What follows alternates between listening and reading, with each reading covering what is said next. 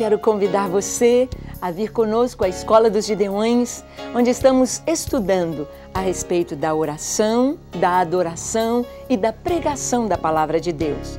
Os 3 pilares do Ministério Gideões 24 horas diante do Senhor. E dentro do curso de oração, teremos hoje a aula sobre vida abundante. O Gideão da oração ou da adoração ou o evangelista pregador da Palavra de Deus precisa ter uma vida abundante, aquela vida que Jesus nos prometeu. Que vida é esta? O que é ter esta vida abundante? O que a Palavra de Deus nos ensina sobre isto? Esta é a proposta da nossa aula de hoje. Tome aí lápis, papel, tome aí a sua Bíblia, esteja atento, anote e peça ao Espírito Santo que ensine a você a ter esta vida abundante. Bons estudos! Vamos à nossa aula de hoje.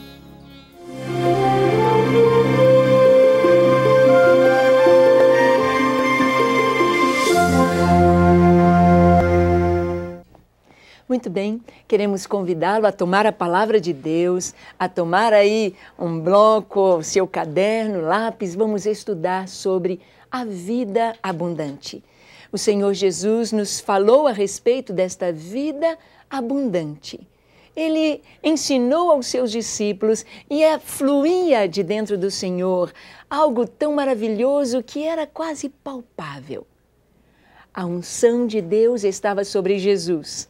O que está escrito em Isaías 61, o Espírito de Deus está sobre mim e Ele me ungiu para levar libertação aos cativos, para ensinar a palavra, para abrir os olhos aos cegos, para romper as algemas dos cativos. E quem pode fazer isto? Apenas alguém que está com a sua vida totalmente nas mãos do Senhor. Alguém que, como Jesus diz, tem uma vida abundante. Vamos ver então o que é, em que consiste esta vida abundante. Acompanhe então. A vida abundante se inicia com a regeneração decorrente do perdão dos pecados concedido por Jesus na cruz a toda pessoa que o aceitar. A vida abundante tem um começo. Se eu pergunto para você, quantos anos você tem? Você pode me responder 18, 25, 31 ou 80, não sei. Mas a nossa vida realmente, ela se inicia no dia que aceitamos Jesus como nosso Senhor e Salvador. A vida abundante se inicia com a regeneração. Ou seja, a regeneração é quando nascemos de novo, é quando entregamos nossa vida ao Senhor, é quando nascemos de novo. A vida abundante, ela começa quando nós dizemos, sim, Senhor, entra no meu viver, transforma a minha vida, dê-me uma vida nova, um caráter mudado. Vida eterna. Jesus veio prometer a todos os que crescem nele. Ele diz, quem crê em mim, tem a vida eterna. Quem não crê já está condenado, mas quem crer não passará por condenação. Pelo contrário, passou da morte para a vida. A vida abundante é essa vida eterna que começa quando o Espírito Santo vem morar em nós. E como temos esta garantia? Vamos ver então que a garantia desta vida é quando ela está selada com o Espírito Santo que vem habitar no coração do cristão e flui através de suas palavras, atitudes e motivações, revelando a presença real do Senhor no seu novo viver. A vida abundante, ela é selada, o selo. Até hoje nós usamos os selos em nossos documentos. Você precisa ir ao cartório e ali ele ser registrado. Aquele documento tem valor apenas se ele foi registrado em cartório. Até mesmo uma cópia xerox que você tira de um documento, ela não tem valor se não for autenticada. Autenticada no cartório de registros. A palavra de Deus nos diz que lá no céu existe um cartório de registros. Registros da nossa vida. registro do nosso nascimento, registro das nossas obras, registro do nosso viver. No livro de Apocalipse nos diz que somente entrarão para gozar das delícias eternas aqueles cujos nomes forem encontrados no livro da vida. Este é o registro. Nosso nome no livro da vida. E quando nosso nome é escrito no livro da vida, imediatamente é alguma coisa simultânea. Eu abro aqui na terra meu coração para o Senhor e o meu nome é registrado nos céus. Assim como no batismo de Jesus, aconteceram 3 coisas maravilhosas naquela cena, naquela fotografia do batismo de Jesus. Ele foi mergulhado nas águas por João Batista e os céus se abriram. Ouviu-se a voz do Pai que dizia: "Este é o meu Filho amado." E o Espírito Santo pousou sobre Jesus em forma corpórea de pomba. Essas 3 coisas acontecem na nossa vida quando nós aceitamos Jesus. Os céus se abrem. Antes de ter Jesus, os céus estavam fechados. Não tínhamos direito de entrar, não tínhamos comunhão com os céus. Mas quando recebemos Jesus como Senhor e Salvador, os céus se abrem para nós, se torna nossa casa, o nosso quarto, nossa cozinha, nossa sala, nosso ambiente. E o Espírito Santo vem sobre nós e nos enche da graça e da vida eterna. E ouve-se a voz do Pai, o testemunho do Pai que é registrado no livro da vida. Este é meu Filho. Então, a vida abundante, a vida nova, a vida cristã começa no nosso novo nascimento, na regeneração. Olhem o que Jesus diz sobre esta vida.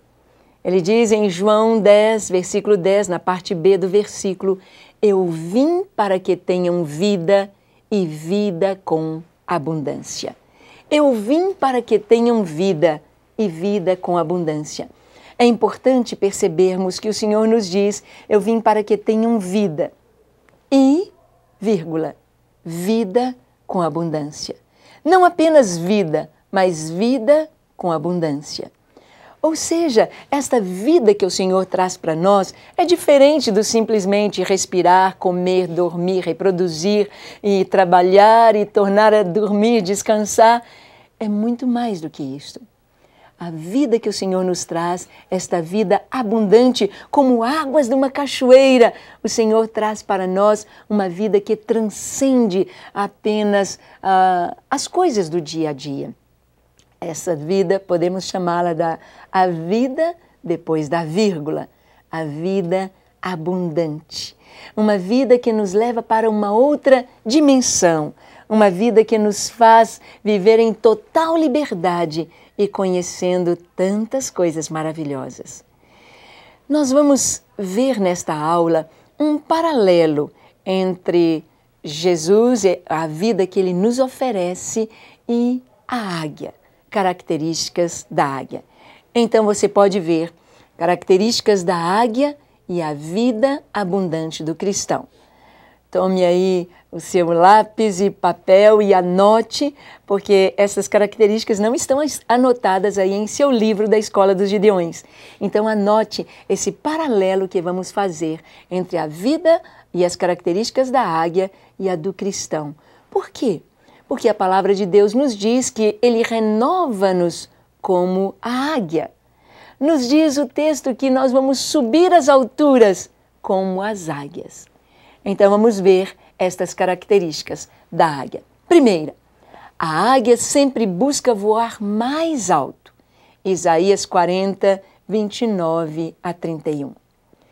Neste texto de Isaías, a palavra de Deus nos diz que os que esperam no Senhor renovam as suas forças, sobem com asas como a águia, subirão até as alturas, caminharão e não se cansarão, correrão e não se cansarão, subirão com asas como águias até as alturas. Nós vamos ver então que esta primeira característica, a águia, aqui está uma águia para você vê-la voando, ela sempre busca voar mais alto. Ou seja, a águia, ela está sempre vencendo os seus próprios limites. Ela sempre vence os seus próprios recordes na altura, no seu voo.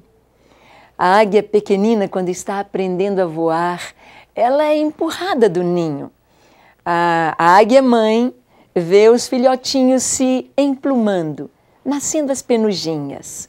E a águia coloca o seu ninho bem alto, nos picos mais altos, nos penhascos mais altos, 3.000 metros de altura.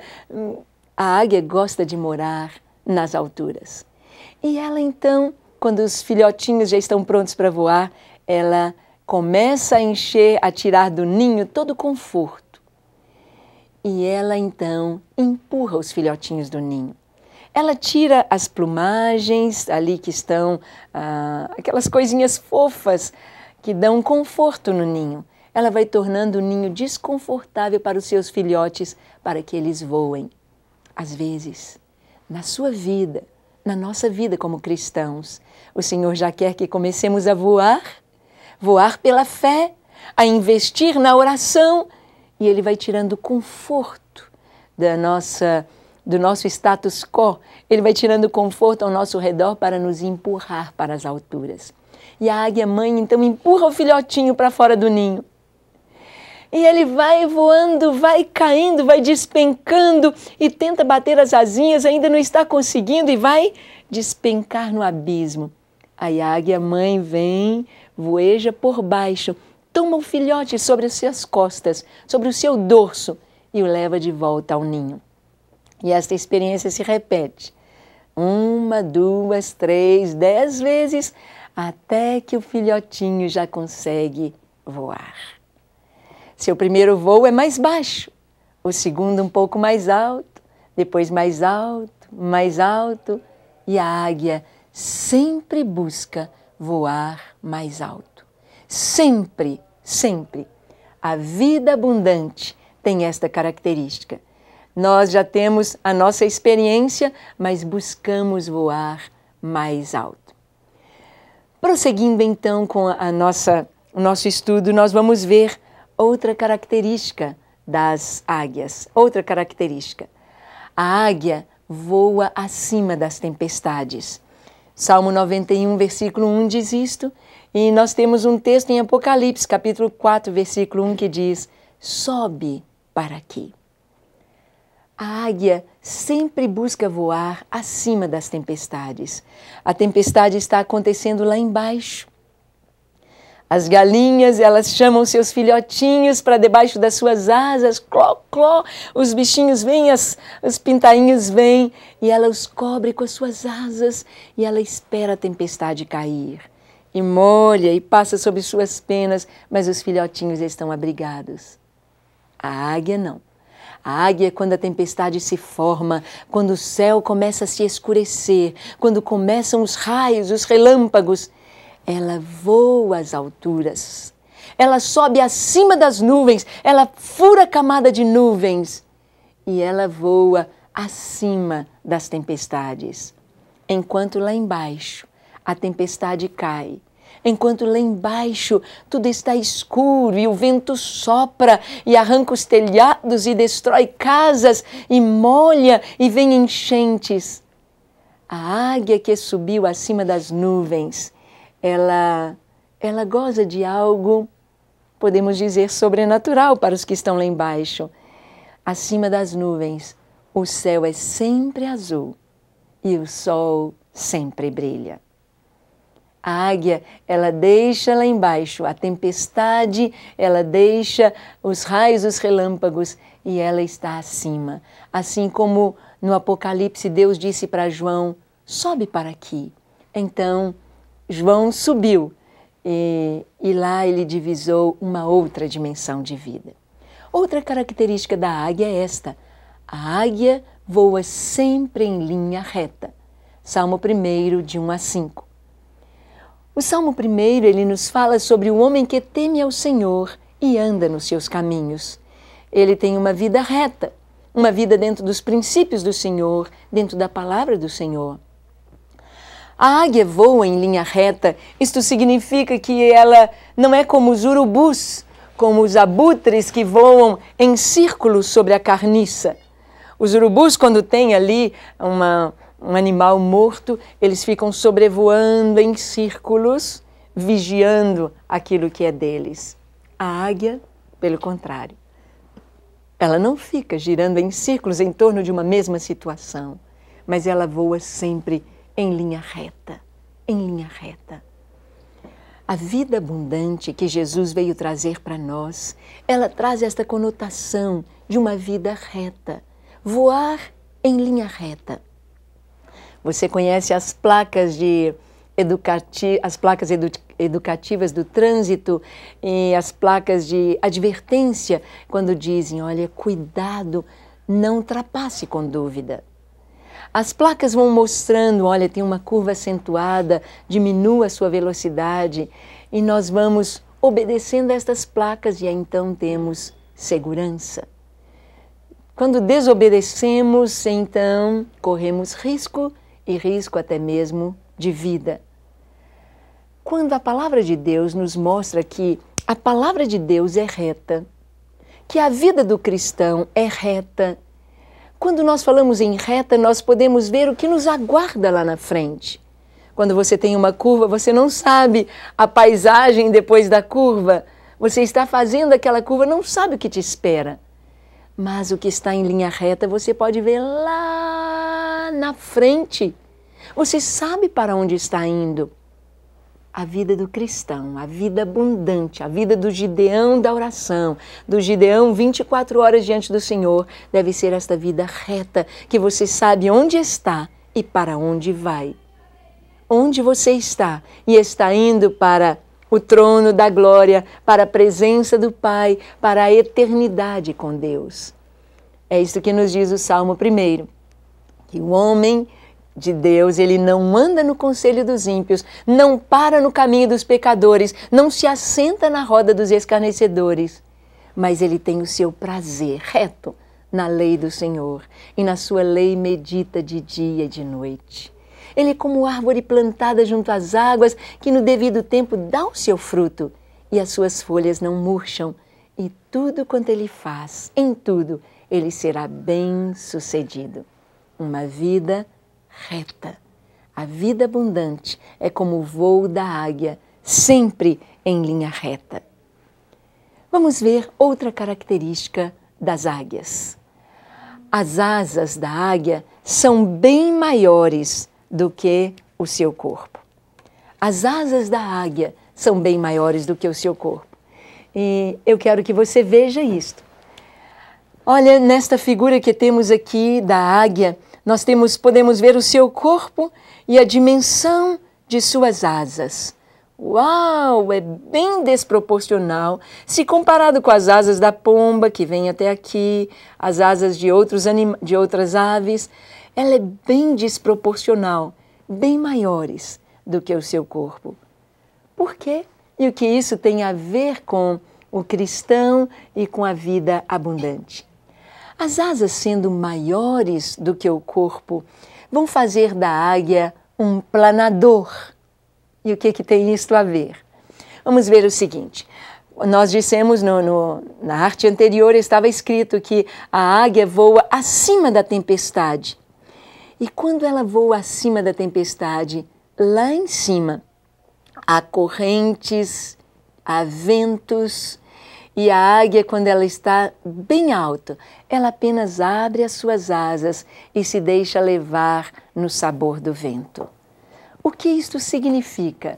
Significa que o cristão, quando todas as coisas aqui embaixo estão difíceis, quando há tempestade aqui embaixo e o cristão sobe acima da tempestade, ele abre as suas asas como um planador sob o vento do Espírito.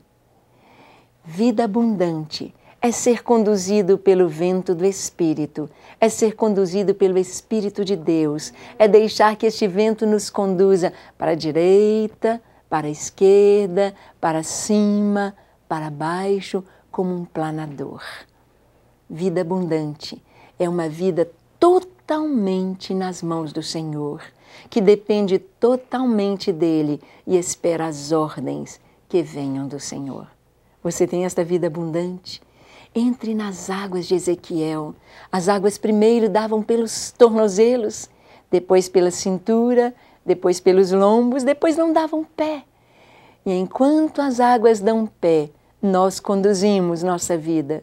Mas quando permitimos que as águas do Espírito passem acima da nossa cabeça, ou seja, quando nós mergulhamos nesta dimensão de vida plena, então Deus nos conduz. É uma vida sobrenatural. É a vida que Deus quer para o Gideão. A outra característica é esta. A águia enxerga em todas as direções. Como pode ser isto? A águia enxerga em todas as direções. Nós temos apenas um foco. Por exemplo, quando eu estou olhando para frente, eu vejo com nitidez o que está à minha frente. Eu posso ver um pouquinho do que está aqui ao meu lado, mas eu não vejo nada, absolutamente nada que está atrás de mim. Eu não vejo com nitidez o que está à direita e à esquerda, mas apenas o que está à minha frente, porque os olhos humanos têm apenas um foco. A águia, pelo contrário, ela tem mais focos. A águia ela vai enxergar em todas as direções e nós queremos ver com bastante clareza o que isto tem a ver com a vida abundante. A águia, então, enxerga em todas as direções. E vamos ver por que ela enxerga em todas as direções. A visão da águia tem 3 focos. Para cima, Colossenses 3, de 1 a 3. Para frente, Filipenses 3, de 12 a 13. E para baixo, Mateus 28, 19 a 20. Vamos ver com bastante carinho estes textos. Primeiro, a visão da águia tem 3 focos. Para cima, para frente, para baixo. 3 focos. 3 é o número da confirmação. 3 é o número de Deus. 3 é um número que nos traz uma confirmação da vontade de Deus. E a águia tem 3 focos. Ela enxerga nitidamente para cima.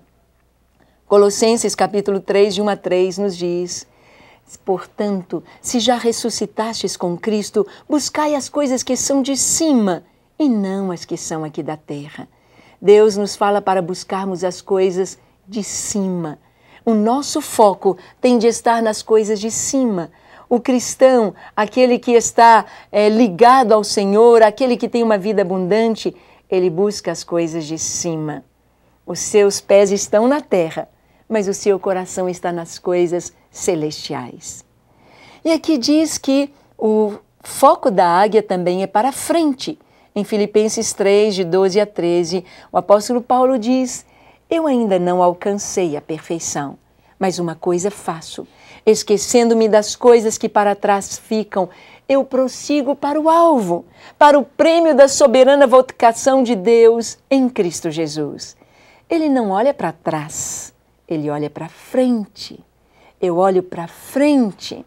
Hebreus 12 também nos diz: desembaraçando-nos de todo o peso e do pecado que tenazmente nos assedia, corramos com perseverança para o alvo, olhando firmemente para o autor e consumador da nossa fé, Jesus.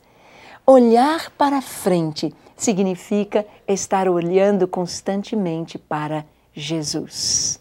Ele é o nosso modelo, Ele é o nosso alvo, é para Ele que nós devemos estar olhando. Quando a gente anda, você pode dar uma olhadinha para a direita, para a esquerda, mas quando você corre, você tem de olhar para frente. E nós estamos nesta corrida para os céus, olhando sempre para frente. E, finalmente, a visão da águia também tem o seu foco para baixo.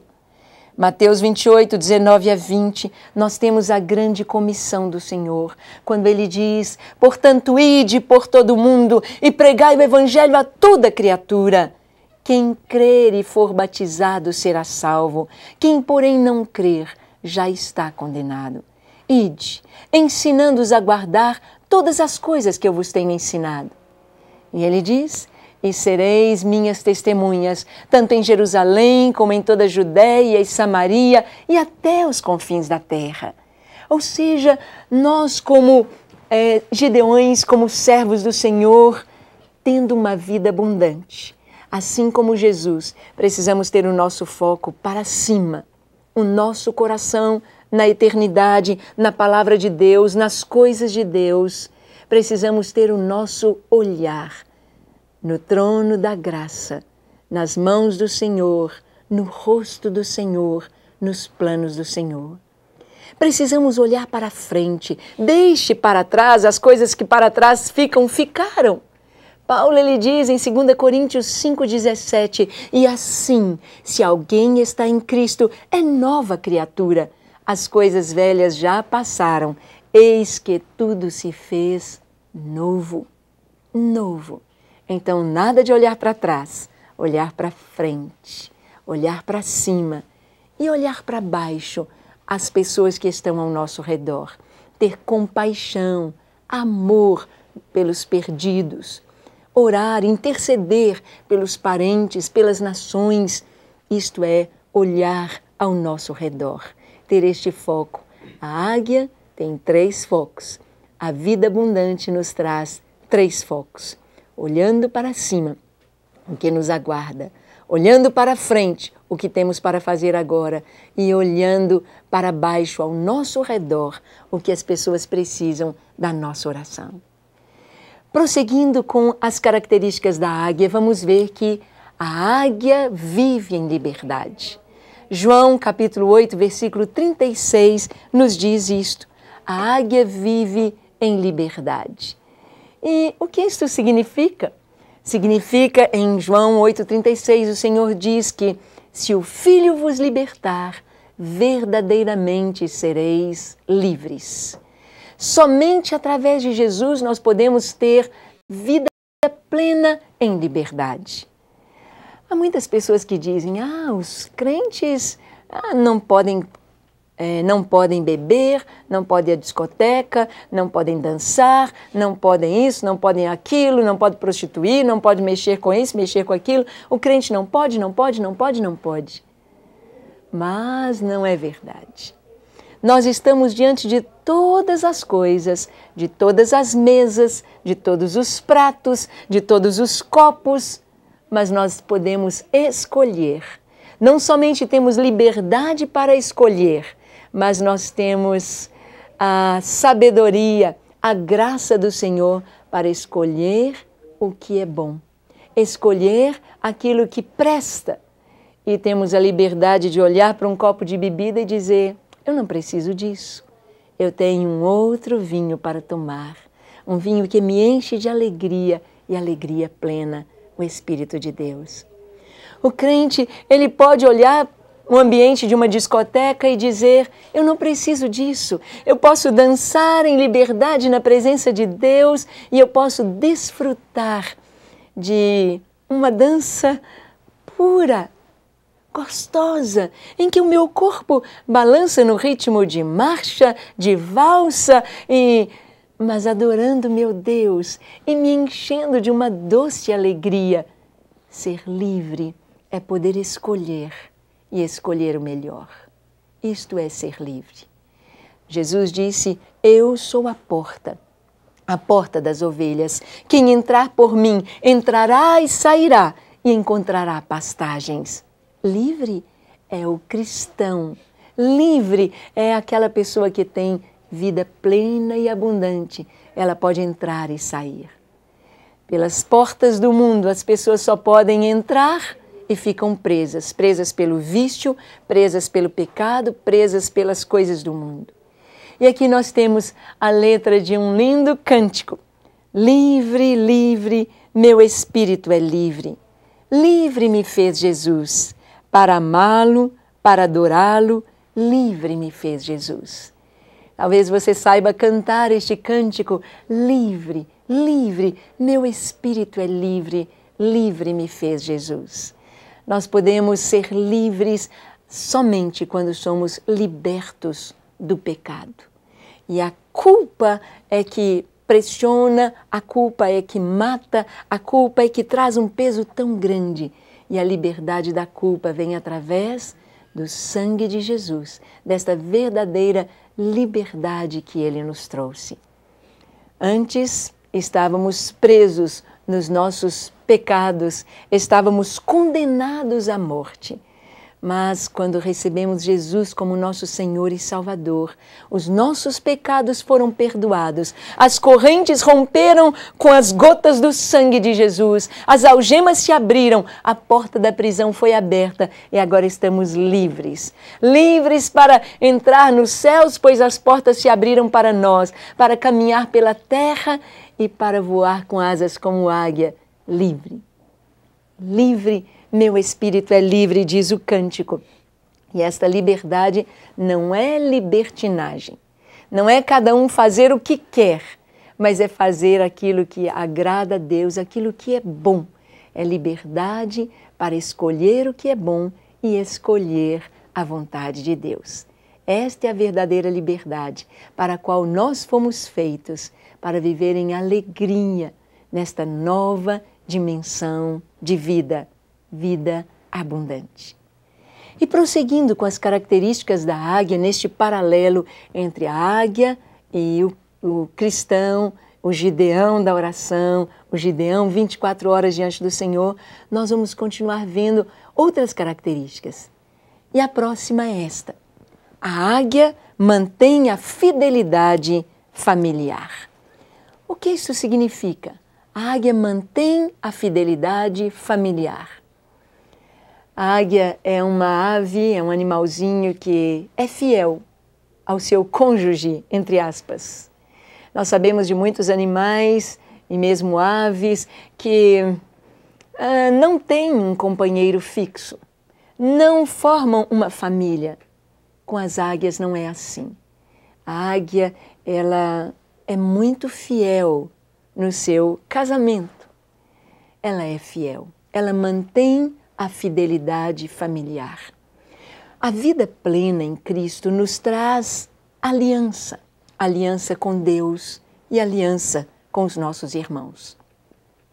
Uma pessoa que tem a vida abundante, a vida plena em Cristo, ela não fica borboletando de igreja em igreja, ela não fica procurando daqui e dali, não que a igreja seja dividida, mas há uma aliança para o crescimento. É como uma plantinha. Se você planta num vaso uma florzinha e você arranca aquela planta e planta em outro lugar, ela não vai frutificar, ela não vai florescer da maneira correta, ela vai morrer. Então você não pode ficar mudando de igreja e vai daqui, vai dali, vai dali. A Bíblia fala sobre plantados na casa do Senhor, florescerão nos átrios do nosso Deus. Fidelidade. Fidelidade com a sua igreja, fidelidade com os irmãos, fidelidade na família. Hoje vivemos um tempo em que as pessoas, por qualquer motivo, estão se separando. E os gideões não estão livres dessas questões. Se você foi chamado para ser um gideão da oração, da adoração ou da pregação da palavra, não rompa o compromisso do seu casamento por qualquer coisa. Busque ao Senhor, ore, batalhe, peleje. Ore buscando realmente a Deus para que você possa experimentar esta característica de fidelidade. Fidelidade ao Senhor, àquele que te chamou. Fidelidade na família, ao seu cônjuge, sendo um marido segundo o coração de Deus, amando a sua esposa. Sendo uma esposa segundo o coração de Deus, sendo submissa ao seu marido. E sendo um filho segundo o coração de Deus, honrando os seus pais. Essas três coisas básicas, nós mantemos a fidelidade dentro da família. Continuando, vamos ver a próxima característica. As águias, elas renovam as suas penas. A águia renova as penas e renova o bico. Este texto está em Isaías 40 e no Salmo 103, versículo 5. Vamos ver aqui, a águia renova as penas. Isaías 40 nos diz que os que esperam no Senhor renovarão as suas forças, subirão com asas como a águia. E o Salmo 103, 5 nos diz que o Senhor é aquele que renova a nossa mocidade como a da águia. É interessante percebermos que a águia ela tem uma vida média de 70 anos. Uau! É muito tempo! Mas quando a águia tem por volta de 40 anos, ela começou a envelhecer. Suas penas, seu bico, suas garras precisam ser renovados. A águia precisa de ter uma nova plumagem, ela precisa de ter um novo bico, ela precisa ter novas garras. Então, quando ela sente-se envelhecida, debilitada, ela primeiro sobe para o seu ninho. Ela procura um lugar bem alto. Quando o cristão, o Gideão, precisa ser renovado, ele precisa subir às alturas. Ele precisa ir bem alto para ser renovado, para renovar as suas penas. Então, a primeira coisa que a águia faz, aqui uma linda figura da águia, ela começa com o seu bico a arrancar a sua plumagem. Ela começa a arrancar as suas penas, ela mesmo se depena e ela fica feia. Você já viu um frango depenado, uma galinha depenada, como fica feia sem as suas penas? E ela sangra, e é um processo doloroso, mas ela tira as suas plumagens com o seu bico. E em seguida ela arranca as suas garras com um bico e finalmente ela bate nas pedras o seu próprio bico para que ele seja renovado. Ela renova as penas e ela renova o bico. Então, vamos ver aqui esta renovação, e aqui você já pode ver também na renovação da águia, ela vai renovar as suas garras. A renovação das garras fala de defesa e ataque. Fala da armadura de Deus, da espada do Espírito, da meditação na palavra e das experiências com Deus e vitórias em combate. Eu quero que você anote o que está escrito aqui para que a gente possa falar tópico por tópico desta arte que está aqui para você verificar. Então, ela vai renovar as suas garras.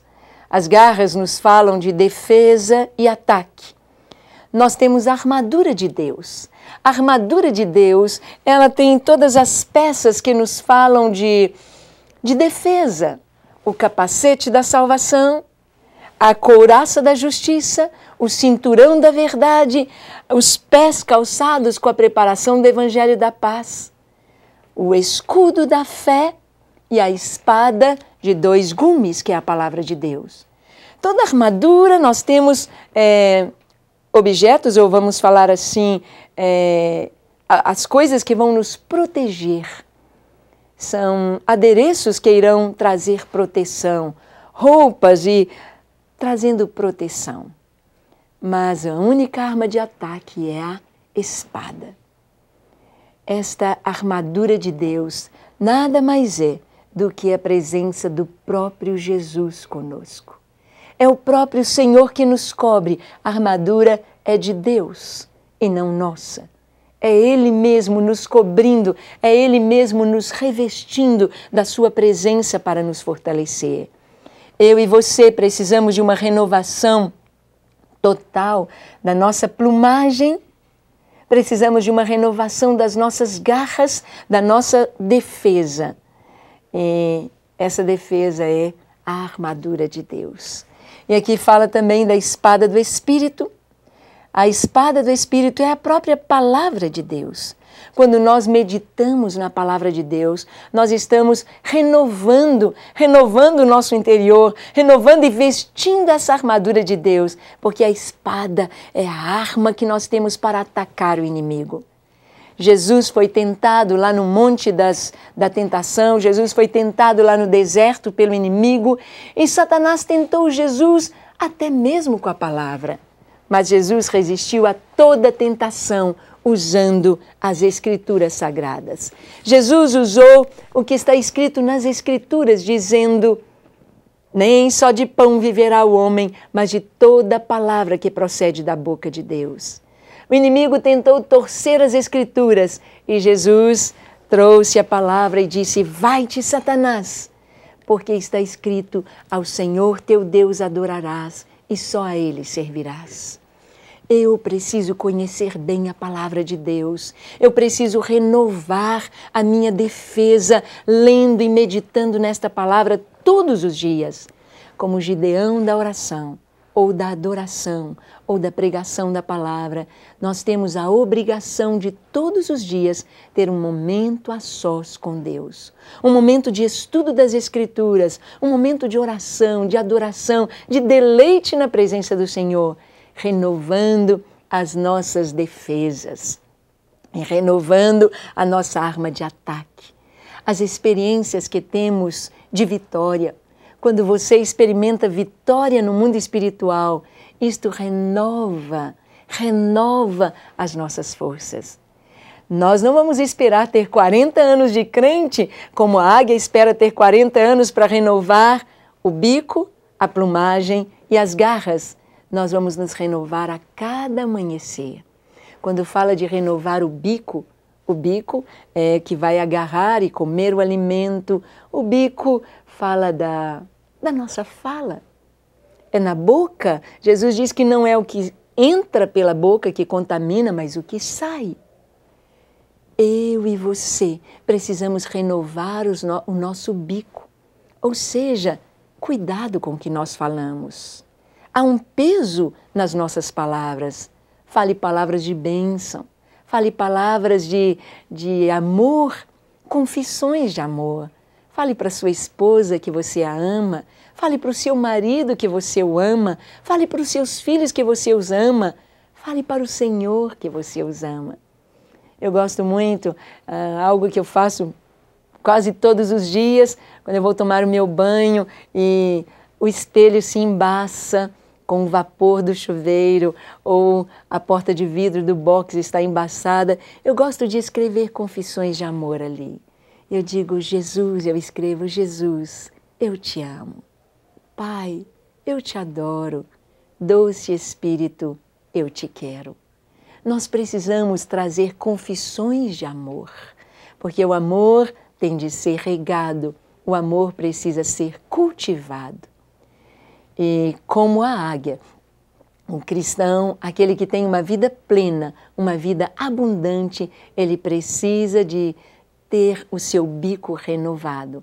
Palavras de amor, palavras de confissão de amor. E vamos prosseguindo no nosso estudo, vamos ver que esta vida bios, o que ela significa? Significa a palavra bios, que é uma palavra grega, que está aí no Evangelho de João, diz que bios é vida, é o curso da vida, é necessidades para a manutenção da vida. E o texto está aí em Marcos 12, 44, 1 Timóteo 2, 2, 1 João 3, 17. No original, a palavra vida que está aí nestes textos, no grego é bios. Nós temos estas duas palavras na Bíblia. No grego é bios. E nós vamos ter também a palavra zoe. Bios, nós temos biologia, né? Biogenética. Bios, esta vida aí, a vida normal. A vida, o curso da vida, manutenção das necessidades da vida. Mas esta vida que Jesus veio nos trazer, esta vida é zoe. Zoe significa a vida de Deus. Você deve ter percebido que, fazendo um paralelo entre a águia e a vida do cristão, nós não temos possibilidade de ter esta vida da águia nas nossas forças. Jamais. Esta vida é uma vida totalmente diferente da vida aqui da terra, desse simplesmente comer, dormir, beber água, descansar, trabalhar, reproduzir, crescer, envelhecer. Não é esta vida, mas é a vida de Deus. A vida que emana do próprio Deus. É esta vida eterna, que nos faz semelhantes à águia. Esta vida que vem do Espírito de Deus, esta vida que flui do Senhor. Se percebermos bem o que Jesus nos ensina no Sermão do Monte, as bem-aventuranças, e ele fala sobre várias coisas, ele fala sobre o adultério, que só de olhar para uma pessoa com intenção impura já houve adultério. Ele fala sobre a oração, sobre o jejum, e ele fala que xingar a pessoa, você já se torna réu do fogo do inferno. Xingar. As pessoas xingam com a maior naturalidade. E como nós podemos viver uma vida vigiando nossas palavras? Será que nós vamos trazer um peso sobre nós? Não. Dentro desse contexto, desta vida plena, é nós nos esvaziarmos de nós mesmos e sermos cheios do Espírito Santo. Porque dentro desta vida do Senhor, nós vamos ver que a vida nova, a vida plena é esta. É a presença real do Espírito Santo na vida do cristão. Nós temos isto em João capítulo 7, de 7 a 39. A vida abundante consiste em despojar-se do velho homem. A vida abundante consiste em constante enchimento do Espírito Santo. Então, você tem estes textos anotados aí no seu livro da Escola dos Gideões, mas preste atenção. A vida abundante é a presença real do Espírito Santo na vida do cristão. Esta é a vida abundante. Ter o Espírito Santo fluindo do nosso interior. Nós só conseguimos amar com o amor de Deus, porque o nosso amor é tão pequenininho, nossa paciência é tão pequena, mas a paciência de Deus é tão grande. Então eu preciso ter o Espírito Santo habitando em mim. A vida abundante consiste em despojar-se do velho homem. Se eu mantiver os mesmos costumes, se eu disser, eu sou assim mesmo, eu sou grosso mesmo, e as pessoas têm de me aceitar como eu sou, nunca terei vida plena. Eu tenho de dizer, o meu velho homem é grosso, o meu velho homem é agressivo, o meu velho homem é impaciente, é nervoso, mas eu não quero mais o meu velho homem dominando na minha vida. Eu quero ser como Jesus. Quero ter palavras de bondade, de amor. Então eu tenho de despojar do velho homem, de acordo com o que está em Efésios 4. E a vida abundante consiste em constante enchimento do Espírito Santo. Não, eu não posso beber água hoje e falar, vou beber 8 litros de água e amanhã eu não preciso beber nem depois de amanhã. Não adianta. Não adianta eu comer hoje, que dá para 3, 4 dias, e eu falo, hoje eu vou comer bastante, vou me empaturrar do almoço, porque amanhã eu não preciso de pagar a comida. Seria até bom para nós, não é verdade? Você ir num restaurante comer, que dava para a semana e pagava uma refeição que deu para a semana inteira. Mas o nosso estômago só cabe uma refeição. Eu preciso comer diariamente. Assim, eu preciso me encher do Espírito diariamente.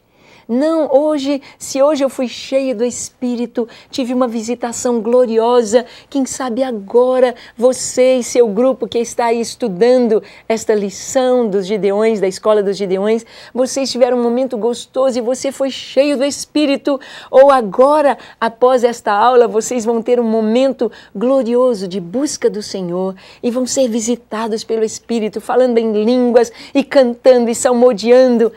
Mas este enchimento de hoje não serve para amanhã. Amanhã eu tenho de renovar. O enchimento do Espírito deve ser diário, constante, sempre. E nós vamos ver que a vida abundante, ela produz o fruto do Espírito. A vida abundante consiste em contentamento. A vida abundante é conhecer Jesus de maneira íntima. Então vamos ver aqui este primeiro ponto. A vida abundante produz o fruto do Espírito. Qual é o fruto do Espírito? Para produzir o fruto, eu não tenho de me esforçar. A laranjeira, ela não tem de fazer força para produzir laranja. Ela produz porque ela é laranjeira. Assim, o Gideão da oração, o homem de Deus, a mulher de Deus, vai produzir amor, gozo ou alegria, paz, bondade, paciência, domínio próprio, o que está lá em Gálatas capítulo 5, verso 22, ele vai produzir espontaneamente, porque o Espírito habita nele. A vida abundante consiste em contentamento. O Gideão, o homem de Deus, a mulher de Deus precisa ter contentamento, ou seja, estar feliz com aquilo que tem. O apóstolo Paulo diz, tendo o que comer e o que vestir, estejamos contentes. É isto que ele diz e ele encerra dizendo no versículo 13, tudo posso naquele que me fortalece. Posso todas as coisas porque eu tenho o dono da bênção, eu tenho aquele que tem todas as coisas. Então, como diz Paulo em Romanos 8, no finalzinho, até o versículo 31, ele diz, olha, seja nudez, a espada, altura, profundidade, nada vai me separar do amor de Deus. Então, mesmo que venha a nudez ou a espada, eu estarei contente, dando ação de graças. E a vida abundante é conhecer Jesus de maneira íntima. É conhecer Jesus como amigo, como Deus, como Senhor, como Salvador. Esta é a verdadeira vida abundante. E nós vamos prosseguir vendo as qualidades ou as características e vamos ver que também a vida abundante consiste em pensar nas coisas celestiais. E a vida abundante consiste em viver a ética cristã. Este texto de Romanos capítulo 12, do versículo 1 e 2, que nos fala sobre não vos conformeis com o presente século, mas transformai-vos pela renovação da vossa mente. E lá, a partir do verso 9, no capítulo 12, o apóstolo Paulo diz, o amor seja não fingido, detestai o mal apegando-vos ao bem. Nós precisamos de viver a ética cristã, viver o que o Senhor planejou para nós. Isto é uma vida plena, uma vida abundante. E continuando com a característica da vida abundante, nós vamos ver que a vida abundante é andar como Jesus andou. E como foi que Jesus andou? Como é o andar de Jesus? A Bíblia nos diz que ele andou fazendo o bem, andou fazendo as coisas corretas dentro da vontade de Deus. E aqui nós vamos colocar alguns tópicos de como Jesus andou e como nós devemos andar. Vamos ver então que a vida abundante deve ser sem ansiedade, cheia de paz, em humildade, vivendo em comunhão com o Pai, fazendo o bem, cheios de alegria, desprovido de apego às coisas materiais e com a mente sadia. Então vamos rapidamente passar aqui ao viver sem ansiedade, descansando no Senhor. Viver com o coração cheio de paz. Quando a gente descansa, a paz enche o coração.